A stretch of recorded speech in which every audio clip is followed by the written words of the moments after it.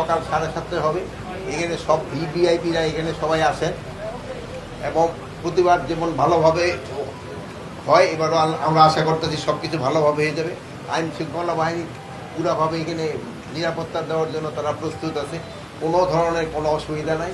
তারপরে অ্যাডমিনিস্ট্রেশনের যারা আছে তারাও আপনাদের বলতে দিবেন, ইও নিয়ে আসতে হবে না আপনাদের, কি বলে আনার দরকার নেই, এখানে ওনারা ওইভাবে ব্যবস্থা করবেন সবাই দেবে।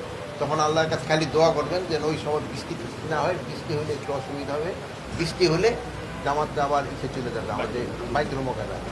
এখানে একটা জামাতই হবে সকাল 7:30, আর বাইতুল মোকাররমে আপনি ধরেন মানে 8টায়, তারপরে ওই একটা করে হইতে থাকে প্রায় 12টা পর্যন্ত তারা করতে থাকে।